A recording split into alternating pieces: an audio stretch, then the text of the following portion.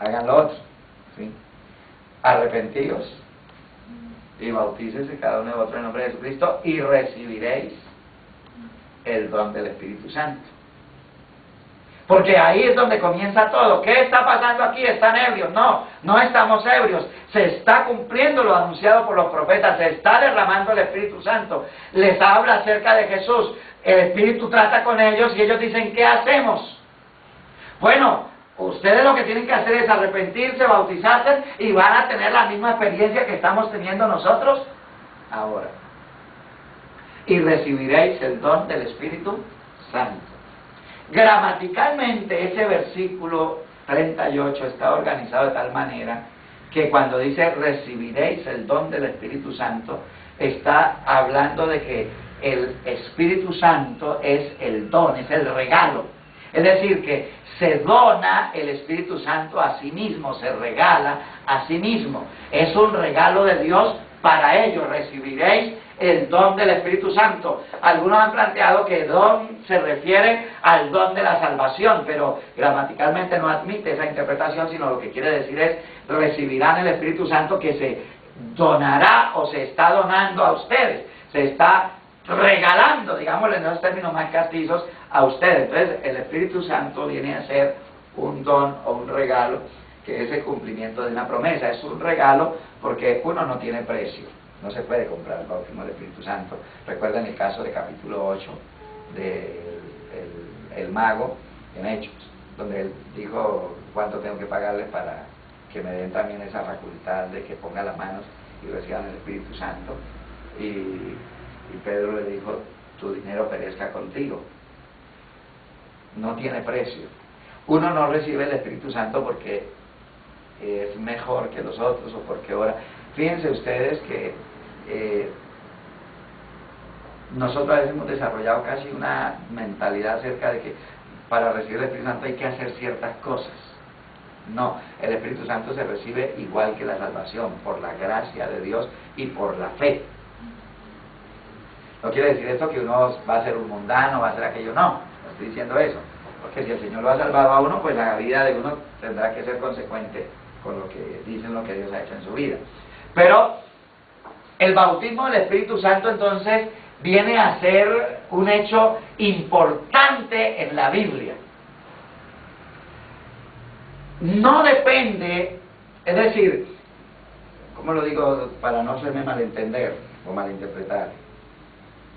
Una persona no es salva porque recibe el bautismo del Espíritu Santo. Una persona es salva porque se arrepintió, porque se bautizó, porque nació de nuevo, porque obedece a Dios. Eso es lo que hace que la persona sea salva. El bautismo del Espíritu Santo sí es fundamental, sí es importante y yo diría sí es urgente. ¿Por qué? Porque si no fuera tan importante, no fuera tan urgente, no fuera tan fundamental en el proceso de salvación y en el proceso de la vida de la iglesia, en este nuevo pacto, en esta nueva etapa, entonces, ¿para qué dedica tanto tiempo Dios, como le venía diciendo ahora, en el Antiguo Testamento, a hablar de esa promesa? ¿Por qué insiste Jesús tanto en la promesa? ¿Y por qué lo primero que sucede con la iglesia es justamente eso? Que fueron llenos del poder del Espíritu Santo. Es decir, que no existía la posibilidad de una iglesia sin el Espíritu Santo, porque la iglesia nació ese día. O sea que el bautismo del Espíritu Santo forma parte de la vida y de la naturaleza de la iglesia. No podemos nosotros pensar en una iglesia sin el Espíritu Santo. Y tanto que a veces hay hermanos que preguntan, bueno hermano, ¿y qué dice la Biblia acerca de los que no han recibido el Espíritu Santo? Fíjense que no dice nada.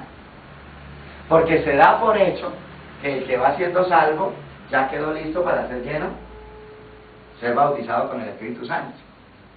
Entonces, luego, cuando uno comienza a leer el libro de los Hechos, con eso en mente, una promesa permanente, una promesa ratificada por Jesús de manera insistente, una misión que no puede comenzarse hasta que sean investidos de poder, un estruendo y sacudir toda una ciudad aquel día.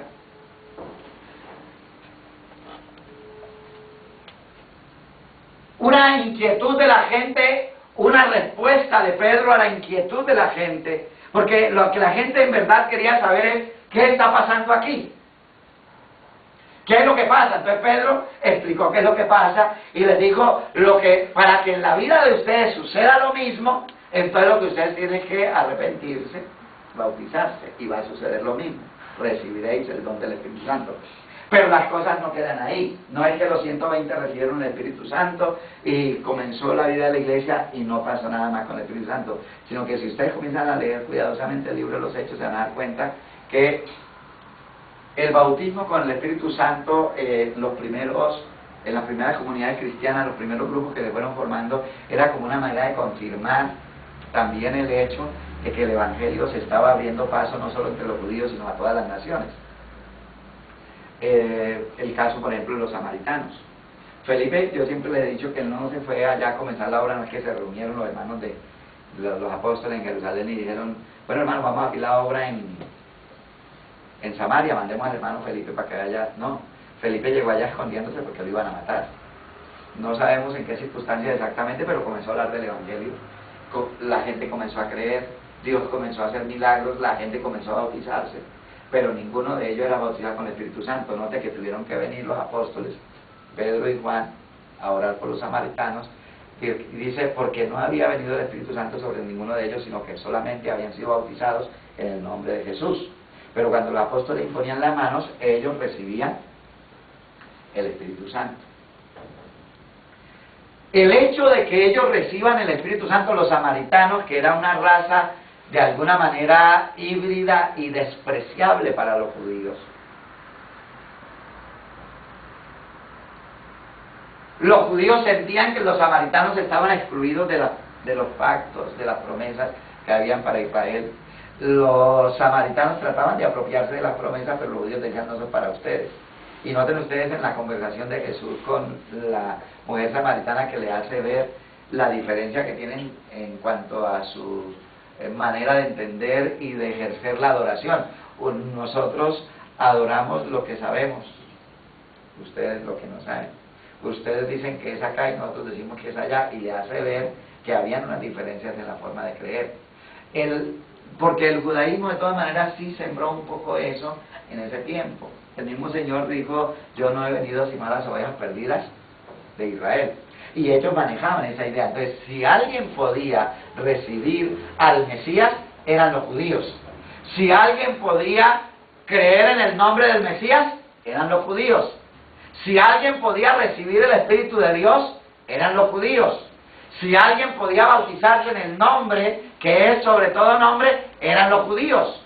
Así que parece que ellos entienden en una primera instancia que tenemos esto, tenemos al Mesías, porque Pedro dijo, tú eres el Mesías, tú eres el Cristo. Y ellos creyeron, los que lo seguían es porque creían que él era el Mesías, el Cristo, y lo siguieron, creyeron en él. Cuando resucitó y supieron que ha resucitado y creyeron en él, se afirmaron en la fe, y luego viene el derramamiento del Espíritu Santo, y luego como que el Espíritu Santo se les desborda, se les sale del templo, no digamos del templo porque no era en el templo de Jerusalén, sino del lugar donde se reunía, o los lugares donde se reunían los creyentes, que se manifestaba el Espíritu Santo, pero entre los judíos. Resulta que ahora está Felipe predicando en Samaria, y Pedro y Juan van a ver qué está sucediendo en Samaria, y cuando llegan, oran por los creyentes y reciben el Espíritu Santo igual que ellos. Entonces eso los desarmó y dijeron, no, si el Señor los llenó a los samaritanos, es porque ellos también pueden ser salvos. Pero eso no era tan grave como con lo que pasó en la casa de Cornelio.